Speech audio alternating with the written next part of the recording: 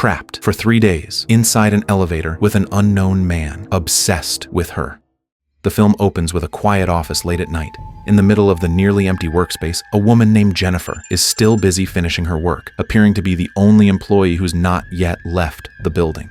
The other employees have already gone home to prepare for the upcoming Valentine's holiday, and with the next 3 days being a long holiday stretch, the office feels even more deserted, emphasizing that Jennifer is completely alone that night.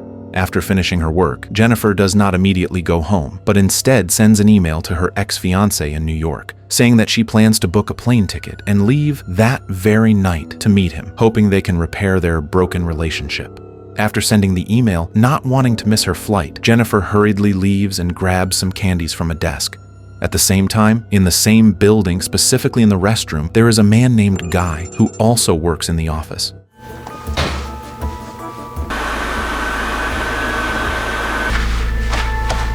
They end up waiting for the elevator at different floors, with Jennifer getting in on the 49th floor and Guy joining her on the 42nd floor. Thanks. Sorry, thank you very much. At that point, there are no other employees left in the building besides the two of them, and an awkward atmosphere fills the elevator. Guy tries to start a conversation and cracks a few jokes, but Jennifer, who does not seem to know him, mostly stays quiet and responds briefly. Guy continues trying to break the ice by making small talk and pointing out a scribbled drawing on the wall, when suddenly the elevator comes to an abrupt stop.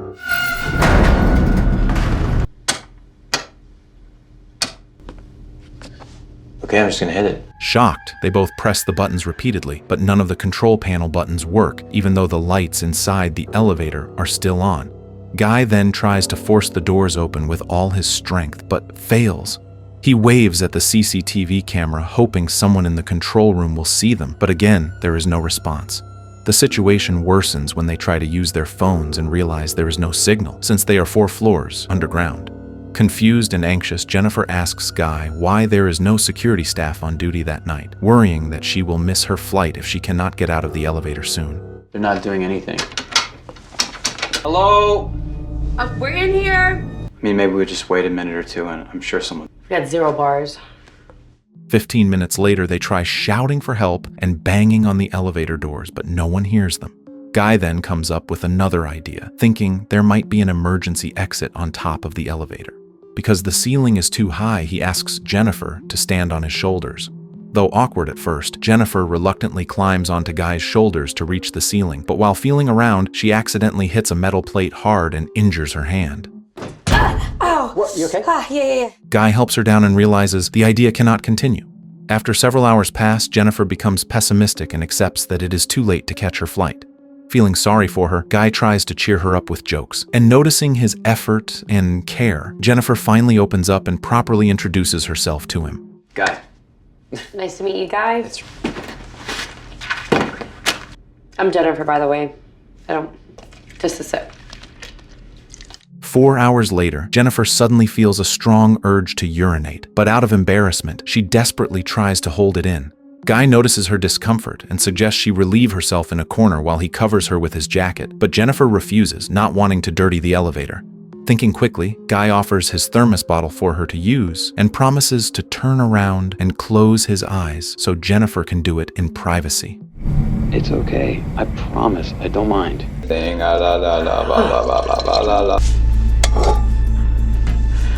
Well, that just happened. Sometime later, as Jennifer grows closer to Guy, she deliberately steers the conversation toward topics related to romance. Jennifer asks Guy what the dirtiest place is where he has ever had sex in his life. Guy looks embarrassed and asks Jennifer to share her story first. Smiling, Jennifer says that she once made love in a library with one of her ex-boyfriends during her college years. When it is Guy's turn, he says that he once met a girl at a beach, drank until they were drunk, and then had sex with her in a car while it was still moving. Eventually, Guy admits that the conversation is starting to arouse him and asks to stop the discussion, apologizing to Jennifer for crossing a line. However, Jennifer is feeling the same way and remains silent as Guy walks closer to her, and soon they end up making love.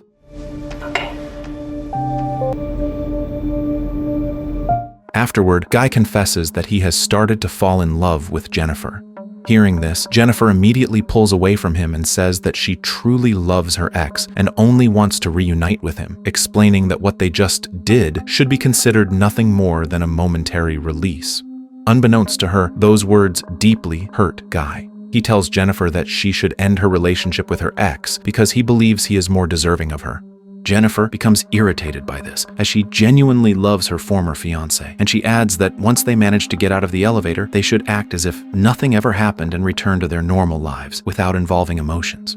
Moments after Jennifer says this, Guy's previously humorous and caring demeanor suddenly changes as he reveals who he really is.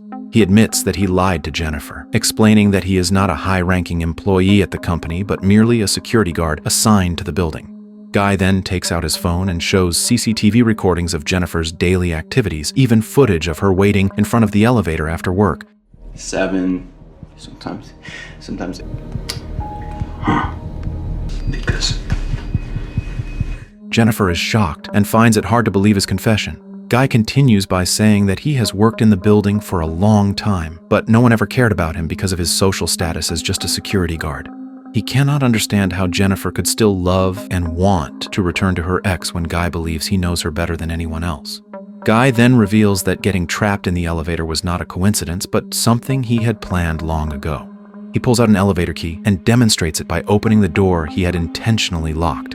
At that point, Jennifer, unable to tolerate his disturbing obsession any longer, threatens to report him to the police and have him rot in prison. After saying this, Jennifer tries to snatch the key from Guy's hand and a physical struggle breaks out between them. However, when Jennifer manages to snatch the key, she accidentally damages the elevator's control panel.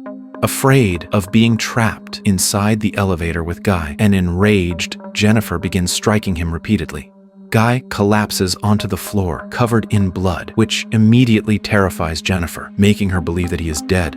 She approaches him and tries to check his condition, but suddenly Guy regains consciousness and attacks Jennifer.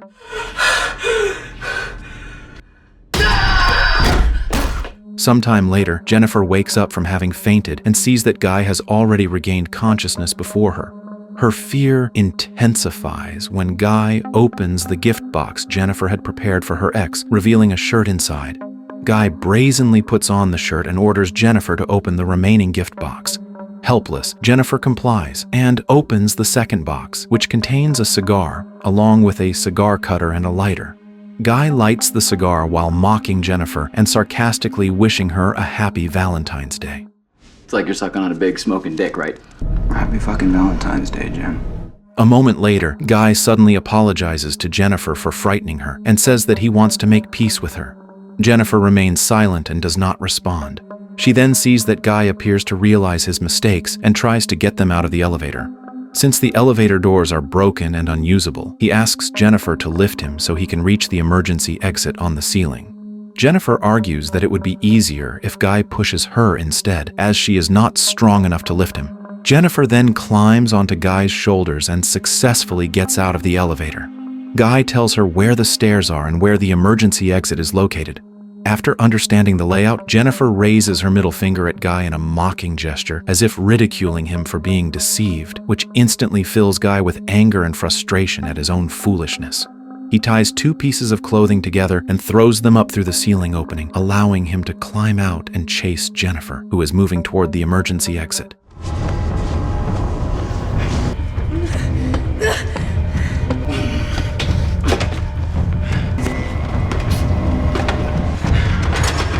Hey, Jen!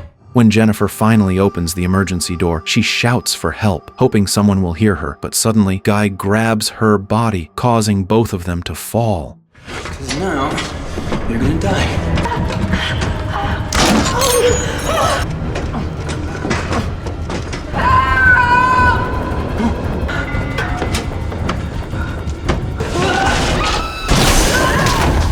When Jennifer regains consciousness first, she notices a sprinkler or smoke detector above them and lights the cigar, intending to trigger the automatic alarm once the smoke is detected. Unfortunately, her attempt fails because the smoke from the cigar is not thick enough. Jennifer then tries burning paper to create more smoke, but Guy regains consciousness.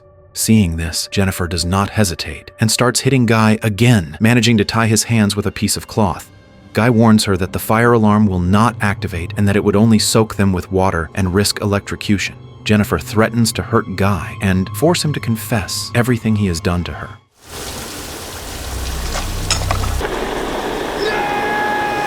A short while later, Jennifer turns on her camera to document evidence of what has happened. She points the camera at Guy and begins asking for his true identity. Under pressure, he finally admits that his real name is John Deakins, revealing that Guy is not his real name. With the camera still recording, Jennifer forces John to confess all his actions and explain the series of plans he had carefully arranged. Yes. Use my key to stop. Yes, I trapped you. So you kidnapped me, right? Yes. I hit your head on the ground. John Deakins, EVP at Finnegan's. That's why I've never heard it. Time passes, and before they realize it, Monday arrives, yet they are still trapped without any help. That night, a security guard named Eddie, who is John's co-worker, coincidentally visits the office with his girlfriend. He finds it strange that John is not present, even though he is supposed to be on duty. Eddie checks the CCTV monitors and is shocked to see John and Jennifer lying inside the elevator. Instinctively, Eddie uses the building-wide microphone system to call out to them, which wakes Jennifer, and she begs Eddie to get her out of the elevator. Without hesitation, Eddie rushes to the elevator, leaving his sleeping girlfriend on the sofa. Once outside the elevator, Eddie tries to force the doors open using a crowbar. Jennifer, desperate to escape, tries to lift her head out through the opening, but Eddie tells her to stay inside so he can open the doors completely. Suddenly, John knocks Jennifer down without Eddie noticing, and then shouts for Eddie to help him. Confused and unaware of what is really happening, Eddie climbs up to help his co-worker. At the moment Eddie is halfway into the elevator, John moves the elevator, crushing Eddie's body and killing him instantly. John then drags Jennifer to his car and locks her in the trunk. He returns to the building to dispose of Eddie's body, along with his clothes. After eliminating all traces of Eddie, John cleans himself, puts on his uniform, and slips the cigar into his pocket. He walks into the reception area and deletes all the CCTV footage to erase evidence of his crimes. As he is about to leave, John notices Eddie's girlfriend has woken up, and he kills her as well, throwing her body into the same elevator shaft as Eddie. Once John believes the office is completely secure and free of evidence, he gets into his car and drives Jennifer to a remote location to dispose of her.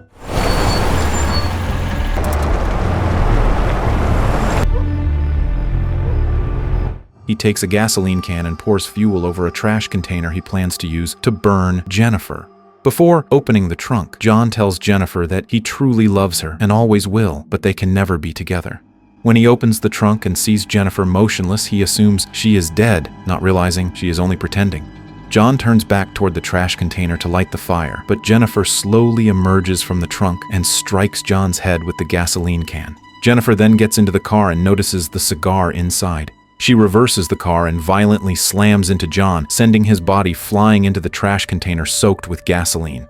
Without hesitation, Jennifer takes the cigar and lighter and throws them into the container, burning John alive and killing him, bringing the story to an end.